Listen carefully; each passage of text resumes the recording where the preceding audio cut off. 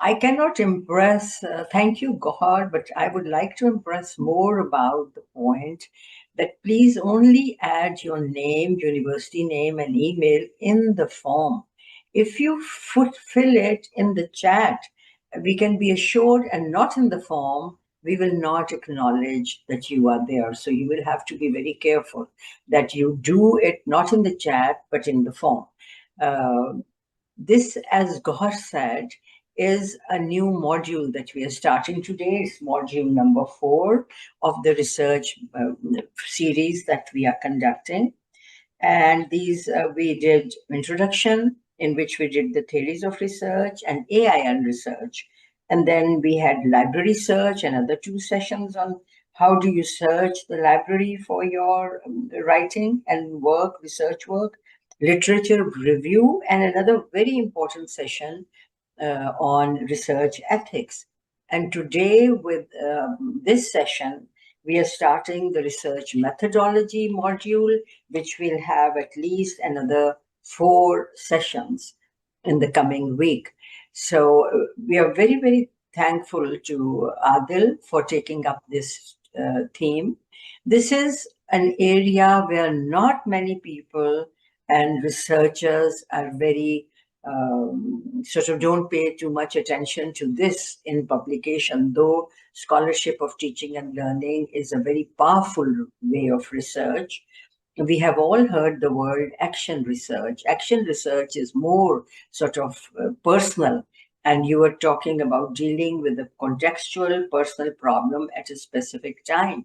But scholarship of teaching and learning takes that further to the wider audiences, and perhaps Adil will explain a bit more about that. Just to say that today, for the session today, we had over nearly 13,000 plus registrations, 11,000 plus national, and nearly 2,000 international from 120 countries and all the regions. And we are very, very honored in the credibility of a program, because from Africa, Asia, to North America, South America, to Australia, New Zealand, we see you sort of registering with us. So we are very, very thankful for your trust. The agenda, Adil will walk us through very briefly about Adil. And if you were a part of our, to-fro chit chat, he has been a colleague here, which I have missed him since he is gone. He was always very mindful of giving me feedback on how to improve myself. And there he is, landed up in exactly the job that I did, and now he's doing. And I wish him all the luck. He's right now at Calgary, finishes, at the Educational Development Consultant at the Taylor Institute of Teaching and Learning, that's similar to CLTRs, at the University of Calgary. And at Calgary, he's finishing his PhD in adult learning. I'm surprised, Adil, you did not go into educational development. Why just adult learning, if you could talk about that as well? And you lead the academic staff certificate program at Taylor's, and I would like to know about that as well. What in our own free time, what exactly does that mean? Because that's something we don't do, staff certification. And you support a range of teaching and learning. So your research interests, I think, lie in this area of scholarship of teaching and learning. And so we are very, very proud to have you. So over to you, Juan. Please unmute yourself. Yeah, there we go. Perfect. Thank you so much, Dr. Oksana. That was very generous, I must say. And what an honor. Let me start by saying what an honor it is for me to get back to CLT, or a platform that is provided through CLT. I have a 5 years long relationship working with you, Dr. Oksana, and whenever I describe my time at FC College, of course, Department of Education is one of the highlights But the second highlight for me is the collaborations and partnerships I developed with the CLT. If it was working through the service learning components, if you remember, or if it was faculty development aspects, I thoroughly enjoyed each one of those. And I'll take a moment to also welcome everyone to this session. Thank you all for taking the time to join us. Um, I will do my introductions very soon, but I would begin by actually asking you, do you see my slides on your site? Okay, lovely. So I'll begin with doing a land acknowledgement, which is very important for us, and I'll share with you a little bit on that in a few minutes. But let me first start by saying that I am joining you from University of Calgary, which is located on the traditional lands of the people of Treaty 7, which includes the Blackfoot Confederacy, including the Siksika, the Piikani, and Kainai First Nations, Stoney Nakoda, and Tsuut'ina First Nations. And Stoney Nakoda also includes the Chiniki, the Bearspaw, and Stony First Nations. I would also like to acknowledge that City of Calgary, where the University of Calgary is located, is home to Métis Nation of Alberta, Districts 5 and 6. Because we have an international audience, very quickly I'll share land acknowledgement, something that we do as part of Truth and Reconciliation here in Canada. Like many parts of the world, Canada was also colonized, and there was a lot that was taken away from the Indigenous people of Canada. And uh, very recently, actually, in 2015, there was a call made at the federal national level in Canada regarding truth and reconciliation, which involved embracing the traditional and indigenous practices in our day-to-day lives. And doing a land acknowledgement is one of the traditional indigenous practices that I embrace in my practice as I live, study, work, raise my family here in Calgary, Canada. Um, with that, I'll quickly go to my introductions. I think I can never top what Dr. Roxana has already shared, but very quickly, I am an educational development consultant here at the Taylor Institute for Teaching and Learning. It's a faculty position essentially, which involves doing some consultative leadership work on teaching development and growth, but also doing some research. And then I also teach in the academic staff certificate program that Dr. Roxana mentioned. And I also teach in the School of Education here, where I'm also completing my PhD. As I said earlier, I'm living in Canada, in Calgary, so which means I'm joining in this session at 12 a.m. In the night. It might not look like from my blazer and everything, but trust me, it is very late at night, way past my bedtime. But I have an enthusiasm that Dr. Mavish Raza has given me that, if you're doing it, you do it the right way, put up the performance. So that's what I'm going to do for the next few minutes. We'll see how it goes. I've been associated with teaching and learning for past 16 years. I have taught in K-12 context. I've taught in post-secondary context. I've taught in Pakistan. I've taught in US. I've taught in Canada. And I was just counting the other day. I've worked at 7 different institutions globally, and in all 7 of those institutions, I've held teaching positions. My research interests, Dr. Zia talk about them to an extent. They involve teacher education, involving and engaging students as partners, and then curriculum internationalization as well.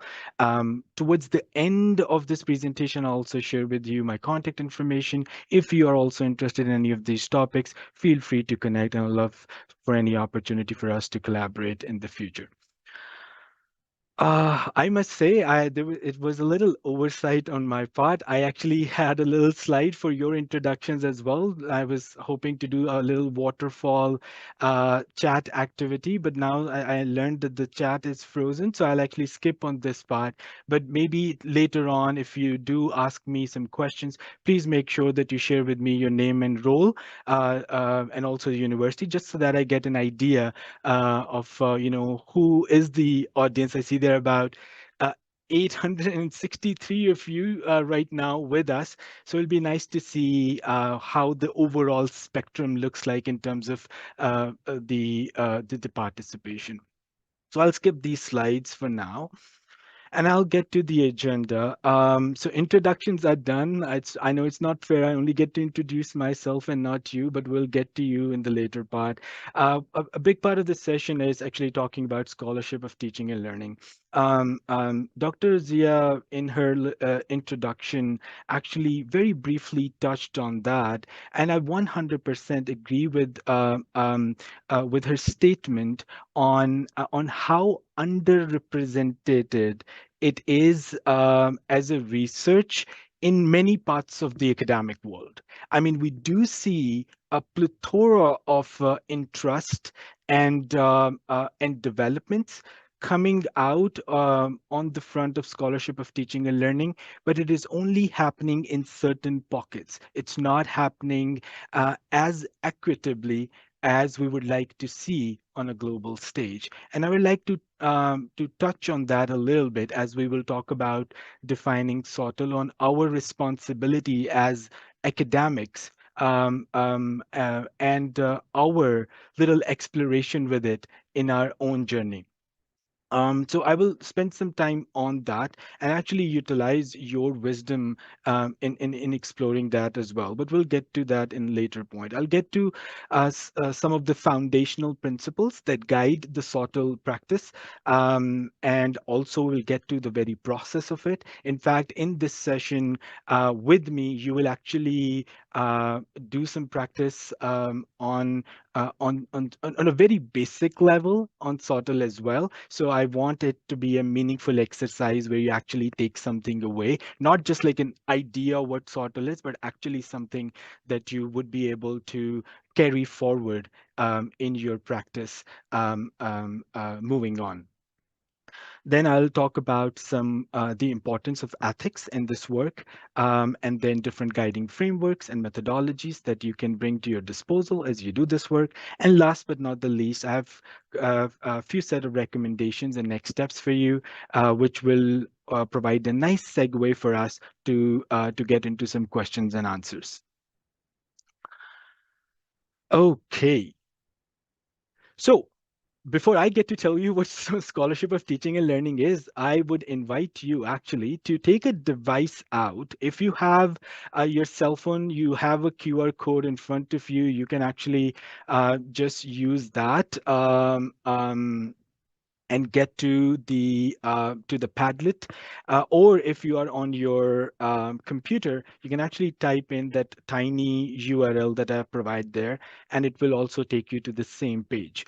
What I'm asking you is that in your own words, please describe what is scholarship of teaching and learning, and if this is the term that you have heard the first time, just take a wild guess. What do you think it is from the very word of it? In terms of using Padlet, when you land there, you will notice that on the bottom right side of your page, there's that plus icon. You click on that, and it will open a new dialog box, which will ask you to record your thought. You do that, and then you hit enter. Your post will pop up on the um, on the on the board that's there. I already see that some people have already commented and saying, I'm listening it the very first time. That's great. Thank you for letting me know. It is maybe a program to train teachers. It might be a program. We'll see that in a minute. And Somebody said, I have no idea. Somebody said, I have no idea, but I really want to learn about it. I love that. That's exactly why we're doing this session. Um, We also, oh, there's something about gaining expertise in teaching and learning. That's a good one. That is certainly one of the purposes of SoTL. Um, oh, now there's a whole range of drops coming up. So it seems like a lot of people are entering stuff right now. That's good. Somebody said it's a scholarly approach to improve teaching and learning. That's a good one. And somebody said it's an approach through which you expand your teaching and learning in a systematic way. Okay, we're getting more and more sophisticated there. That's nice.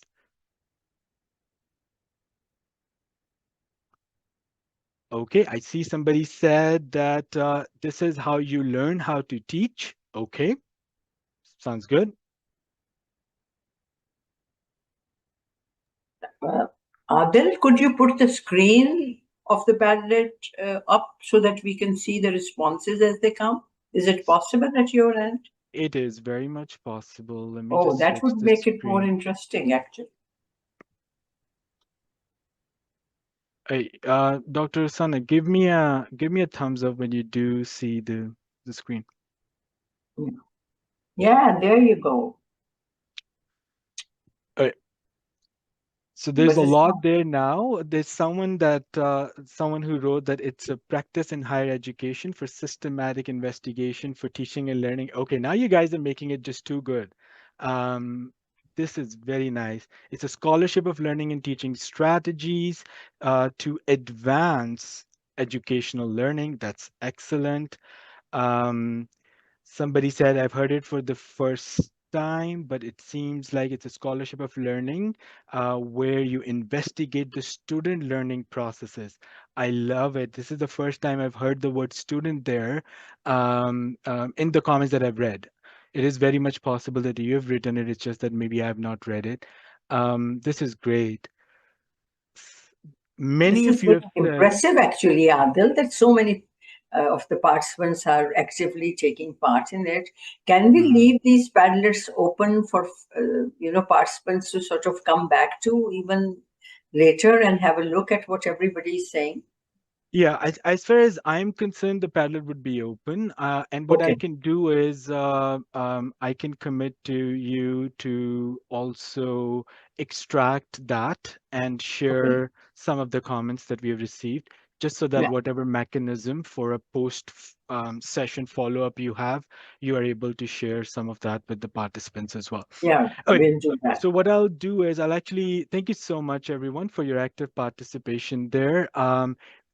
It is very encouraging for me to see that we have a whole spectrum of engagement with scholarship of teaching and learning. We have people who know what it is and very have defined it very sophisticatedly with all the layers involved in it. And then we also have folks who have mentioned that this is the first time that they've heard of this term. This is honestly exactly that I was imagining. With SOTL, we have always the fraction of people who are very much interested in it, invested in it. They are exploring that. But then we also have whole range of people who are very active in research, but when it comes to the scholarship of teaching and learning, the engagement is rather limited. And it's not because of necessarily because the interest is not there. A lot of time it is because it is not as established as a recognizable practice in the academy in our respective contexts. And somewhere in different institutions, we are breaking that wall, and others we still have some distance to cover. But what I've seen so far on a Padlet, I just want to reiterate, it's very encouraging to see that we have some engagement there. Okay, so now I'm back to my original screen. Do you see the slides now?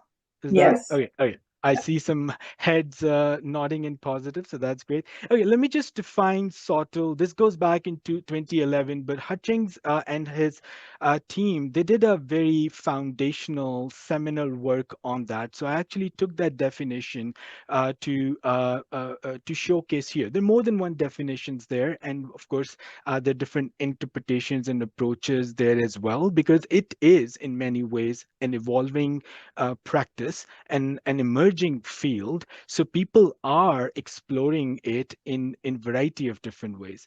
But despite of that diversity and differentiation in different approaches within scholarship of teaching and learning, there's some foundational understanding. And I think this particular definition identifies that common understanding in a really good way.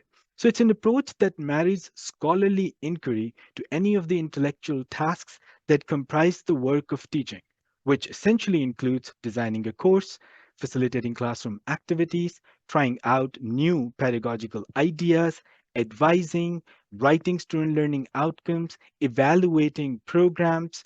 When activities like these are undertaken with serious questions about student learning in mind, one enters the territory of the scholarship of teaching and learning. So, as you can see, the definition itself is quite comprehensive because when we use the word teaching and learning, that itself is a very comprehensive undertaking itself. There's a lot that unfolds within within the spectrum of teaching and learning, all the way from planning and designing to course development to actually implementing the pedagogical interventions to then evaluating the students. All of that encompasses teaching and learning. And not just that, that is one course we are talking about. Within an institution, there's several layers in which teaching and learning plays its role. And those layers are, yes, course level, but then they're at the program level as well, then they're at the faculty level, then they're institutional level alignments too that we are after. And any of those investigations, any of those areas that you explore at any of those levels within the institution, if it involves student learning in one way or the other, it would fall under the scholarship of teaching and learning. But then there are some other aspects to it, which I will highlight next. So similar to that, Peter Felton, he came up with some principles that guide the SoTL practice. He said the scholarship of teaching and learning is extremely important to advance our practice of teaching and learning. But the problem is the scholarship of teaching and learning at times is not considered as rigorous, as intellectually demanding, as trustworthy as some of the other research projects that we undertake. And we know that in our respective contexts, I see many of you are academics, are and are well versed in your disciplinary context. And when I ask you about, okay, so you do research, almost all of you who have done your masters and PhDs and are in faculty positions, a big part of your day activity is to not just do research yourself, but also to support and supervise your graduate and undergraduate students in doing research. So when I ask you to do research, your answer would most likely going to be, of course. What kind of a question is that? It is our day to day. It is a very important part of our life. But if I take that question one step further and I ask you, when it comes to research, do you also research your teaching practice? The answer to that would be a whole range of different things. Some of you might actually do that. Some of you actually go back to your teaching practice and you ask some fundamental questions about your student learning, and you design a whole um, study, a whole research project in exploring that teaching and learning question. And if you're doing that, that's scholarship of teaching and learning. But if the answer to that original question that I had was, do you do research on your teaching practice? If the answer is no, That basically means there's a whole area in your practice that you are missing out on. And that does not mean that you're not improving your teaching practice. Absolutely, you most likely are. There's a lot in the teaching advancement that you get to do through your student interactions, through your reflections, through your critical engagement with the literature on teaching and learning. There's many ways you improve your teaching practice. Uh, but are you actually designing research on your teaching practice, which is another very important layer for your teaching growth? The answer to that, if it is no, this is exactly the session that you would want to join, because this is where you're not only going to learn what that is, I am actually going to get to the how part of it. There's some principles that actually provide the foundation to this. One of that is inquiry is focused on student learning. So a scholarship of teaching and learning project always have student learning at its center. Even if you're exploring your teaching, you are exploring your teaching through the lens of who is going to be ultimately benefiting from that, and that is student in your particular course or in your particular program or in your particular institution. It is always grounded in context. Context matter a lot. Within Pakistan too, right now, many of you are joining us from Pakistan, but I also know there are other international participants as well. There is a country level post-secondary context. Within that, every institution is different. Every institution has its own ethos and has its own culture on research, culture on teaching and learning. So when you are exploring a teaching and learning issue for your students, you have to take into consideration what your specific context is.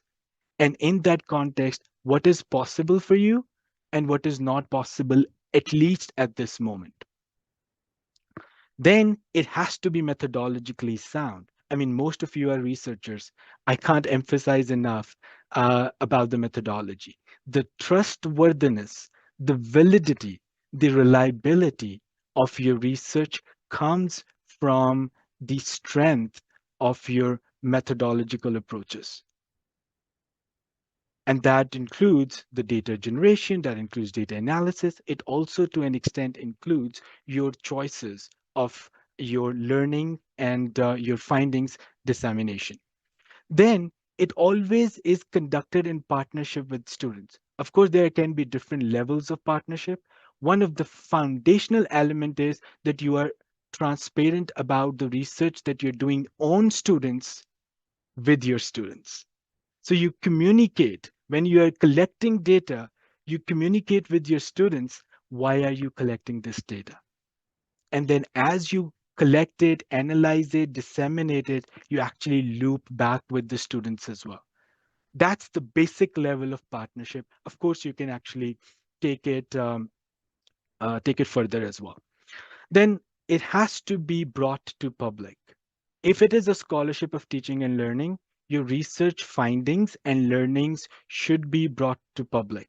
That means it should be published, it could be presented in a session like this, it could actually be presented in some open session at your local institution. You can write a blog about it, but you got to share your findings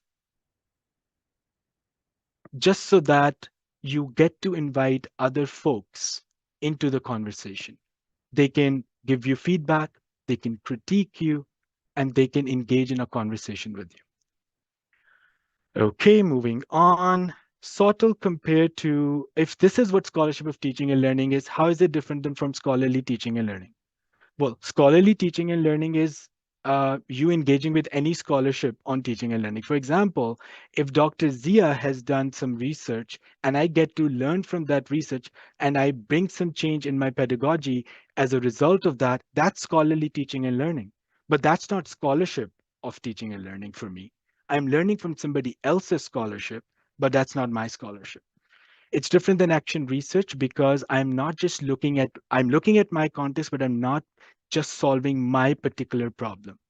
I am um, looking at my problem in my context, but I'm sharing it with the larger context.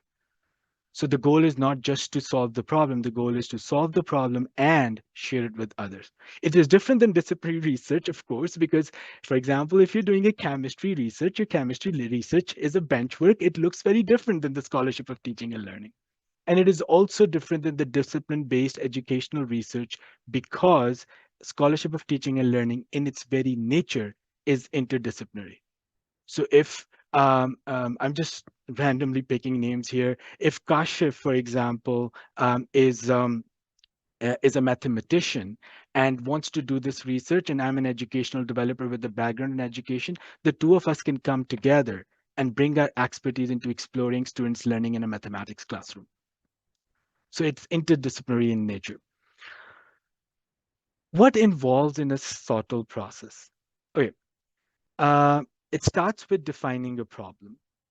And the problem has to be defined in your respective context. I'll get to that. It involves identifying the theoretical frameworks that will guide your work and practice and the methodology. Then it gets into developing mechanisms, right mechanisms for generating and analyzing data. And last but not the least, you share your learnings and findings. Let's look into that in detail a little bit. Defining a problem. Defining a problem actually has three steps to it. By the way, as of right now, if I ask you to think about the problems in teaching and learning and your context, you can actually identify a range of different things. You're like, oh, that's a problem, that's a problem, that's a problem. You have to think about if you want to do a scholarship in teaching and learning, remember there's going to be a project around that. You have to think about, okay, there's too many problems. What is the one problem I can actually focus on and I can actually look into? What is possible for me as the next step? Ask yourself that. Think about the context there, think about what your approach is going to be, and think about the impact that it will have. When you have these three things identified, you can develop your research question. I'm going to skip the reflective moments because I think some of that will be touched upon later. But if it is possible on your screen, just take a screenshot of that. In this moment, as you think about your context and the teaching problems in it, what teaching and learning concern or an area or a problem in your context are you immediately thinking about? Can you articulate it in the form of a research question, which will be your SoTL question? Just take a screenshot of that question. I don't want you to do anything about it, but keep that question in mind because it is related to the next reflective moment that I'm going to take with you. Okay. The second thing is identifying frameworks and methods. Theoretical frameworks, they're important in any research. They're equally important when it comes to SoTL. You have to think about what is guiding your work. What is the school of thought that you're going to rely on? Behaviorism, constructivism, social cognitivism, social learning theory. What methodology are you going to employ? A quantitative methodology, a qualitative methodology, a mixed method? And then what data sources are you going to use? Of course, depending on your answers to those first two things, your data sources will have to be consistent with the nature of study that you're planning. Surveying, observations, interviews, within interviews, semi-structured, focus groups, range of different things you can do. And then Miller, Young, and Geo, they actually gave a very nice framework for you to think about, and that's what I mean when I say that it's a very interdisciplinary work. There's a whole range of methodologies that you can use, and there are a whole range of learning theories that you can employ in this work. So whatever you are comfortable with, you can actually do that. And not just about your comfort, it's also about the original research question. Now, take another screenshot here for the reflective moment too. Whatever question that you will think about your earlier SoTL question, and then identify what theoretical frameworks and methods you may utilize to explore that question. And it's okay if you do not have a question, just take a screenshot of this so that later on as you're thinking about it, you know what moments you need to engage with. Then comes generating and analyzing data. That's a very important one. And I cannot underemphasize this.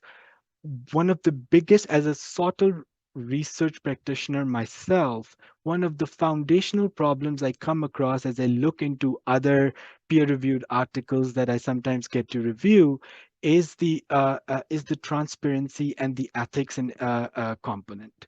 A lot of times with SoTL research, people think that they don't have to, for example, go to the ethics board for approval to collect the data from their students. That is completely inappropriate. Like any research involving human subjects, SoTL research also require an institutional ethics review. If you're and for that I there for Pakistan, for example, there's a guidance that HEC provides, and then there are also institutional review boards that can provide you guidance on what kind of ethics approval you would need. But I cannot emphasize enough that you need that. In fact, if anything, you need it even more, because here you are doing research on and with your students, and that can get very complicated because you have a very special relationship with your students where you carry a lot of power in terms of grading them, a lot of those things. So you actually have to make it even more transparent. Okay. Then take a reflective moment three here. Keeping in view your earlier frameworks and methods, how will you generate and collect data? And also, as you're thinking about the data generation, think about how you would analyze data. Then final thing, how are you going to take it public? Now that you have explored your topic, now you have some learnings. Of course, you want to make a pedagogical change as a result of it, but how are you going to benefit people like me? You have done this incredible research, and I want to learn from it. How are you going to take it to the people beyond yourself to actually also learn from it and also provide you feedback? So that if you have missed out on anything, you get an opportunity to have other people provide further information for you to consider. And in that, take your learnings public. You get support, you get critique, you also get feedback. And in terms of where to disseminate it, really any public platform you can disseminate. Of course, I'm a scholar and I'm a researcher. I'll say go for publications, go for peer-reviewed journals, and there are many peer-reviewed journals that specifically focus on SoTL. I've actually mentioned two of them there. I have actually published in both of them. IJAD, which is the leading educational development journal, is called International Journal for Academic Development, and then the other one is International Journal for Scholarship of Teaching and Learning. And then also there are some conferences where you can go to. iSoTL is a big one. This year it's happening in New Zealand. And then POD is another big one. It's US focused. And then STELI is Canadian focused, which is also Scholarship of Teaching and Learning in Higher Education. I've participated, presented at all three excellent platforms for you to explore scholarship of teaching and learning more if possible. Then finally, take that last moment when you have collected the data and if you have analyzed it in a good way. How would you take your learnings and findings public? Now, very quickly, I am going to go into a very important final piece, actually. Um, why do we want to do a SoTL research? Look, I am assuming that right now I'm having a conversation with people like myself, who are faculty members, who are academics, who have responsibility in their labs, in their research side of things, and they also have responsibility with their teaching. Research we all focus on, especially when it comes in disciplinary research, because that's why we are chemists, that's why we are physicists, that's why we are economists. That is the field that really excites us. But then other very important part of us being an academic is our teaching practice, our students who come to us in our institutions to learn from us. Scholarship of Teaching and Learning provide us a systematic way to actually look into our teaching and student learning with this idea of further growth and development. And Scholarship of Teaching and Learning actually allows you as an academic to not just further develop your research side on the disciplinary end, but it also allows you to develop a research side to your teaching as well. So when you do that, you're not just a teaching practitioner, You are a teaching scholar practitioner. And I think that is the transition which sets you apart from other academics. I am telling you, very few people so far do it, but those who do it, they do not return away from it. They thoroughly enjoy it. They see the benefits of it in their teaching and also in their scholarship. And most importantly, they see an impact of this in student learning. So these are few outcomes. You advance the culture of teaching and learning, you expand the student learning, you inform the pedagogical change and development, and most importantly, you take the discourse on teaching and learning forward, not just in your institution, but also globally. This is the same thing that I said. An institution is not just your course. An institution have multiple levels of complexity. Your course is a micro level at which a change happens or the teaching and learning conversation happens. But what happens in a course is informed by what are the cultures and ethos of teaching and learning in your department, which is the meso level. And they are informed by what is happening at the institutional level, which is the macro level. And then what is happening at the institution is informed by national, international, disciplinary, interdisciplinary priorities and policies and changes. So you have to think about all of those levels as you think about your engagement with teaching and learning in your very specific context. With that, that is all. But before I get to everything that I've cited there or I've mentioned few names. I've included the references for you to consult. Feel free to take a screenshot if you want this right away. But I am assuming Dr. Zia can correct me if I'm wrong. But you will be shared the PowerPoint later on. Is that correct, Dr. Zia? Yeah, Right. absolutely. Lovely. So the other thing, if that is true, the one resource that I would really like to share with you is the U Calgary SoTL online module. Of course, I am at U Calgary, so I would share the resources that we have here. And this is a very self exploration sort of a platform. If you want to just learn more about it, go to this module. It has 3 different lessons. It's free of cost. You go through it, and some of the things that I've already mentioned, you will get to further redevelop some of your insights on that. Please go ahead and do that whenever you have time. I think that would be excellent. And Excellent. Excellent. Yeah, yeah. just one second, Dr. Zia. Sorry about that. And then also, if I'll take some questions now, but I just want to take a moment of gratitude for all of your presence here. If you would want to connect with me, my email address is there. And then also another QR code is there for you to connect to me via LinkedIn if there is ever anything that you want to talk about. With that, Perfect. thank you very much. Wow. Adil, do you know, just today, me and myself and Mavish were talking about publishing our work. I've not tried to do that all the time I've been here. And you have given us a lot of leads for where to go. Thank you so much. Very well explained. And I think, Mavish, if you're ready with the questions, please.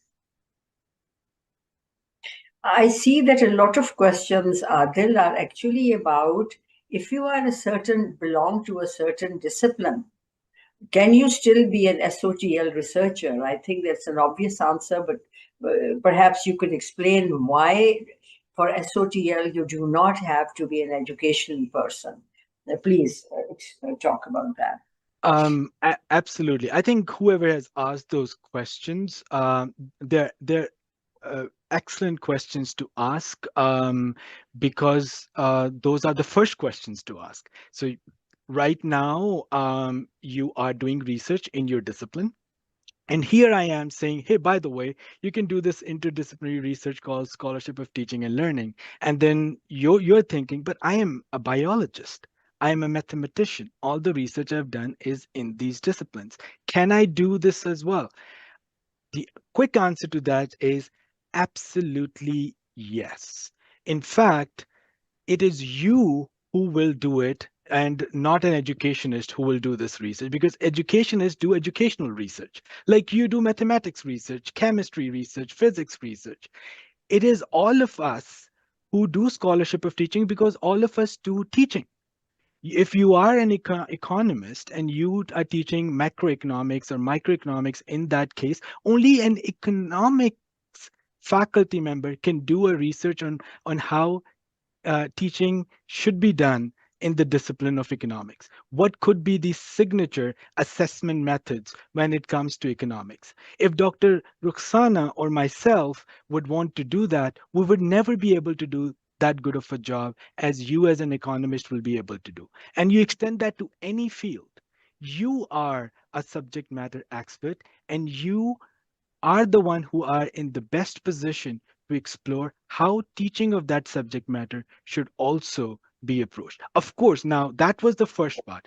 The second part is we also have trained educationists who can help you, who can hold your hand in this process. Now, in some institutions, they are more available than the others. So I don't want to make this assumption that every institution has this expert sitting. For example, like right now, this platform is provided to us through Center for Learning and Teaching at Forman. So there's a whole team at CLT who are trained professionals who can work with faculty members in doing this work and supporting this work. Maybe other institutions do not have that, but right now you're just one email away in finding partners for your research. So if you think that this is something that you're excited about, you have a good question that you really want to explore, you can connect with people who can help you with that. So I'll just stop there because I think that is sufficient for now. But if you would have any further sub questions to it, feel free to connect. So thank you so much, Adil. I'm gonna take up the questions now. Some of the questions, of course, they give you a very positive feedback, the comments, and some questions are grouped together. They concern students' role in SOTL. So we have three different questions from different people. Neha from Government College, University, Lahore, Dr. Sayyeda Nouri, Government Murray College, and then Amber Shehzadi from FCCU. Their questions are about students' role in SOTL research and how can they help to improve the process. They're great questions, and Mavish, thank you so much for also taking their names and their institutions. Always nice to recognize where they belong from. Yes, in fact, as I said, one of the core principles of SoTL research is the partnership with students. Now, depending on who the students are, in your context, you get to decide to what extent you want to engage in. For example, I was talking about I've published research in, for example, International Journal of Academic Development. That was a sort of research, and it was actually on student as partners, but we looked at it where we engage students as partners in the educational development work. But that is, we were able to do that because we have some funding available to actually hire students to do some educational development work with us. And we benefit a lot from it because we get the student perspective in that work, which is extremely important because all of the teaching and learning work is about students. So when we have student perspective, it offers very valuable insights. But the other end to that is students were getting paid for their work. Now we had the funds to support that. You might not have it. So in that case, I would not say that you partner with students and actually don't get to pay, you don't pay them for their service, their time, and all that. Then that basically means your engagement with them is going to be ethical and respectful in a way that, for example, if you're doing a SoTL project where you're generating some data through them and with them, you communicate them what that is going to look like, what would be the extent of their participation in it, if how would their participation be anonymized, if it is not going to be anonymous, how it will be recognized in a good way, and then also very importantly, if you are taking their time and you do not have enough funds, what are other avenues through which you're going to acknowledge and recognize their service that they have provided? So I think those are all important aspects, but the student engagement is at the center of this. The more you have that, the better the SoTL work would be. But you get to decide about your reality, and in that reality, what is possible for you. Thank you so much. I just want to quickly build on Adil's response. In our context in Pakistan, naturally, we do not have too many funds to engage students in research. But remember, all your classroom-based inquiries, when students collaborate with faculty on evaluating different kind of pedagogical interventions, and also student-led educational projects, all of this is an example of SoTL in your context. And of course, you have to stay in line with the institutional review board guidelines to make your research as ethical as possible, reinforcing what Adil has just said. So the next set of questions, Adil, they concern the evaluation of SoTL work, which is, it's a very valid question that, and it comes from Sumbul Sajjad from Higher Education Department. And she's asking, how can the impact of SoTL work be evaluated beyond student feedback, particularly in terms of long-term learning outcomes and institutional change? Mhm. That's an excellent question, Sumbul. I think there are layers to that as well. I think first of all, a lot of this work is going to be iterative in nature. What does that mean? Iterative means that you would try out certain interventions, you will learn from it, that will result with some pedagogical change. Then you will test that change, you will see how that goes, and then you will generate new data. Then you will go back into designing another pedagogical. So it's ongoing in nature. It's cyclical. It's iterative in nature. So the very process of SoTL also has evaluation built in it. It is in its very nature that you will be revisiting and revising and continuously improving. But in evaluation, one thing that I didn't see in your question, but I still want to address it, Sumbal, is that because it's a work of research and it takes a lot of time and commitment. So when you are putting in all of that time and commitment, you also want that to be recognized by your peers, and most importantly, the people who supervise you, your chairpersons, your deans, and all of that. And I don't know how things have changed in the FC College context or some other institutions, but scholarship of teaching and learning is now, because it's a peer-reviewed work, especially if you're going for these conferences that I've talked about, or if you're publishing in these peer-reviewed journals on that, it's the work that not only just gets recognized and adds to your profile as an academic, and then becomes a reason for you to, apply for those promotions and tenures. It also sets you apart as this distinct academic who is not just excellent and incredible in their respective discipline, but also is a master of teaching and learning. Uh, and how are you master and expert of teaching and learning? Hey, how many people can say that they have a peer-reviewed research on teaching published in a peer-reviewed research journal? So that evaluation itself on from that institutional lens is very important. And then when you have something like this, I'm already looking at this little smile on Dr. Zia's face. What then people like Dr. Zia, who is so passionate about teaching and learning, they're like, oh, at my institution, there are these 20 faculty members who have this work published. People like Dr. Zia would take it everywhere. So, I mean, and then that adds to the institutional change, and that adds to the cultural change within the institution as well. But you don't worry about the institutional change. You worry about your small thing that you can do, and then let it play out for a larger change eventually. Thank you so much. That was quite comprehensive. So the next set of questions are about how would we differentiate between SoTL and action research, and also other forms of literary research? These questions are from Misbah Gul Abbasi, University of Punjab, Sonam Gendoop, the university name is missing, and Muhammad Amin Nadeem, University of Foggia, Rome, Italy. So, Yeah. what's your take on this? I think that's a great question. Honestly, the answer to that is in that slide of Peter Felton that I shared with you.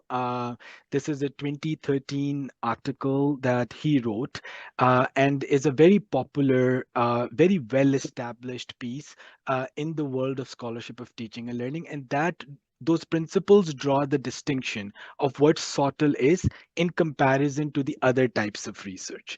For example, action research is for you to take an action in a systematic, structured way in your specific context. You don't have to take it to the public. You don't have to publish anything about it. But scholarship of teaching and learning, one of the foundational principles is you have to take it public. You have to engage with other colleagues, peers, to support them, to take feedback from them, most importantly, to take critique from them. That's a scholarly endeavor, and that's different from action research. So goes with, like, I can go with each of those, but really, if you stick to those principles, know with assurance that you're doing scholarship of teaching and learning. Yeah, thank you so much, Adil. So basically, I'm sorry, I have a visitor here. Oh, Sorry no for worries. the distraction. Yeah. No, So no the worries. next set of questions is about, again, about the differences in research. And this one is from Ayman Sayed. She's asking that how does the scholarship of teaching and learning research falls in qualitative or mixed method research? So she's basically asking what sort of research strategy should we use? That's a great question. And what was the name again, Mavish? It's Aman. Amen. That's a Aman great question, Sayed. Amen. Thank you. Thank you, Mavish. Amen. That's a great question. Really, it depends on your research question. If, for example, you're trying to look into the perceptions of students about something, and for you, the way you want to capture student perceptions is through some sort of a Likert scale survey, of course, there will be a quantitative aspect to it. If you also, with the Likert scale, want to add some open-ended question, it will become a little bit of a mixed method because there's some quantitative data at your disposal. You also have some qualitative data. If you just, for example, want to do some interviews with students about something that they're experiencing or they're going to experience, and you're doing just the qualitative interviewing, that will be a qualitative research. So depending, again, that with those reflective moments that I shared with you, and that's, Hmm. I'm glad, Amen, that you asked that.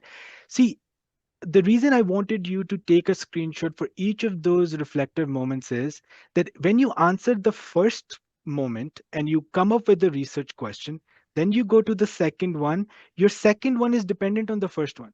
You cannot come up with a theoretical framework and a methodology in a vacuum. When you have identified that this is my research question, your moment two of methodology would have to be consistent with your question.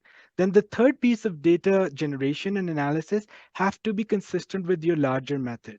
And last but not the least, how you communicate it has to be consistent with that overall picture that you had drawn for yourself, starting from your research problem to your methodology, to your data analysis and generation, and then last but not the least, the actual sharing of it. So what happens is you would have to develop that blueprint, that outline first. That's why I wanted you to take that screenshot so that later on, when you're thinking about it, go through those reflective moments, populate your answers to those. And when you'll have that, really, you will have a research proposal at your hand. You'll have a research question. You'll have your frameworks, theoretical frameworks guiding that, larger methodologies, actual data sources, and last but not the least, your plan for dissemination. That's your research proposal right there. Yeah, absolutely. We have another question which can relate to this one. Do you have any tools that you want to share with the audience? Any free tools or platforms recommended for analyzing data, especially for scholarship of teaching and learning? And this question has come from Rabia from Government College, Women University, Bahawalpur. Rabia, that's a great question. The best part about scholarship of teaching and learning is, as I said, it's interdisciplinary, so it draws from different disciplines. If you're doing quantitative research, you will of course use some quantitative data analysis tools like R, like SPSS, whatever you have available. I, for my qualitative pieces, I actually am quite traditional in my qualitative research. I really like to take a highlighter and take the printout of the transcripts, and I go crazy on that, and make my own themes and analysis. I love doing that. That's the best part for me. But I have also used NVivo when I have a crunch of time. So I would just say that whatever is available to you, when you see, that's not as important also, honestly. When you have figured out your question and your data sources, and you have got the data in terms of analysis, all you have to do is you go to your library, and whoever is the expert there, you say, this is the kind of data I have, and I want to use whatever is available at the university as a support software, and they will guide you what is available, and whatever is available, you use that. So it's not about like the good practice on it. Of course, some softwares will be better than the others, but they will be better in different contexts. So everything has a role of its own. I, for example, really also enjoy just printing out my transcripts, having highlighter, and just making it dirty. Yeah, the manual coding. So, all those of you who are asking about free AI tools and free tools which you can integrate during the scholarship of teaching and learning work, I would strongly suggest that you go back to our YouTube channel and you catch up on the previous webinars in which we have talked about research tools and integrating AI in research.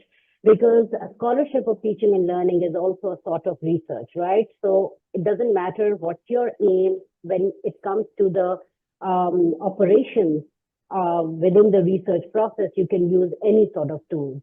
So please view that webinar to get better idea about the range of tools available there. Apart from this, we have the last set of questions here, which talks about the impact of scholarship of teaching and learning on institutional development. So how do you see the impact there? Mavish, I think to an extent we touched on that earlier as well. I mean, I think a lot of a lot of local level, micro level research, when it comes in concert with each other, it develops a culture of scholarship on teaching and learning within an institution. Then more people at the central level not just talk about it, they also create opportunities. Like for example, Mavish, when you were saying earlier about the very reality of Pakistan, that funds are rather limited, um, um, that would actually change through some of the good scholarship coming out.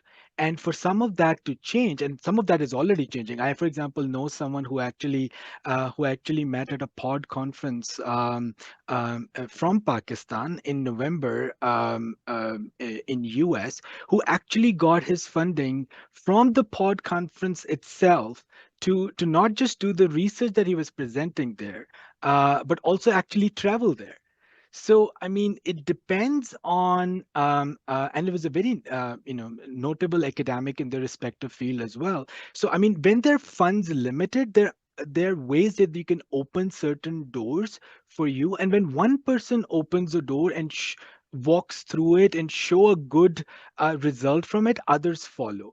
And then, of course, eventually institution also creates pockets of support for them. And for example, I'm using FCC example because, of course, I've been there, and also because this platform is organized by them. But then I look at CLT now, and I see Dr. Roxana would agree with me. There was a time it was just Dr. Roxana. And now we have a team of people. So clearly, because of the impact that you have generated, the university and the institution has seen value and have created resources and support systems there. So again, I mean, in SoTL, you don't worry about the institutional change. You know it will happen. You worry about what in your context is needed to be explored and what you can do about it, and how you can do it, how you can approach it in a good, ethical way. When you do that, you'll see more doors would open. Thank you so much, Arun. That answers it all. And just to reinforce what he said, scholarship of teaching and learning is all about creating a bigger impact. An impact which is more than just our immediate context, more than just our own institution and our own publications, but it's with the intention of advancing the knowledge in the current knowledge base. And scholarship of teaching and learning is, in its infancy stage, I would say, in Pakistan. But let's initiate discussions around this. Thank you so much for joining this session, for taking the key I points think from there's other Babish, conversations. Yeah. one last question which you might have done because I was busy elsewhere, where somebody from Italy who University of Telepagesso, I think, if I'm said, I thought it was very interesting given what we're talking about. And I'm not very sure if I understand the question is, Adil, tell me if you make sense.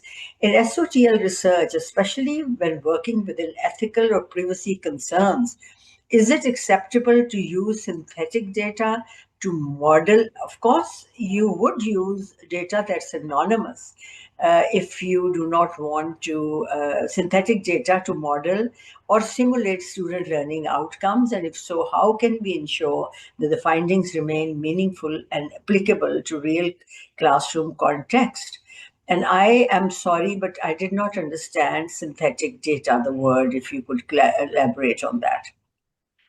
I'm Did you gonna understand the question? I thought that synthetic data would mean sort of maintaining confidentiality by another form, representing something in another form. I thought that would be very ethical and it still would be meaningful. Am I reading it right? um Can I I think answer this? yeah, go Yeah, ahead, Naresh. Synthetic data is basically data that mimics real world situations. It's yeah, not true or authentic data. yeah. So, yeah, and Adil can respond to it from the SOTL point of view. Yeah, no, I think that was my interpretation too, Mavish, and I think it's very relevant, especially when it comes to simulated research projects where you have simulations, and through that, it's very prevalent in nursing research where a lot of good work is done in simulations. So I see where you're coming from, and I would say that of course, in SOTL you would want to engage with real students and get their perspectives, and you want to do that in a good way. And if you have the institutional review board at your disposal, you go through the ethics guidelines and you take your steps accordingly. But let's just say you don't have that, and you want to, and you do your research in that simulative world, and you have some data available that mirrors the real student data points. You feel free to use that as well. And then, but know that when you would do that, you will describe the data as such. And then your analysis and extrapolations coming out of it would also be guided by that. I don't see a point why it cannot be used. It can be used. Would it be ideal? Maybe in certain circumstances, yes. But of course, we would love that you would work with real students, with real issues, with real thoughts and ideas. But sometimes the nature of the subject is such, or the nature of the topic is such, that you would want to use the synthetic data. That is equally fine as well. But then it would have its own delimitations that you would be working within. Yeah, and especially when you have to create a bias in the data. Sometimes we don't have a bias naturally in our own context, especially if we are working in a very narrow context. So I think synthetic data can help researchers expand the view of the research by including bias in a synthetic manner. And again, it goes back to the IRB standards of your institution, how you want to cater to it and address synthetic data. But thank you so much, Adil. Dr. Roxana, if there's no further questions from your end, I think we have covered everything that the participant posted for Adil. And Adil, you have received massive appreciation from all the participants in this webinar right now. We have crossed over 800, and congratulations on holding such a fantastic and successful webinar. Your performance was really good. So thank you so much. And thank you everyone for attending this webinar. I hope that today's learning must have added to your knowledge base, and you're going to engage in scholarship of teaching and learning to add value to the current fields of study, whichever discipline you're associated with. All the best, and follow us on LinkedIn, on our YouTube channel, and also stay tuned for more webinars. Thank you. Have a good day, all of you. Thank you, Aunt. Thank you, Mavish. Thank you so much. Okay.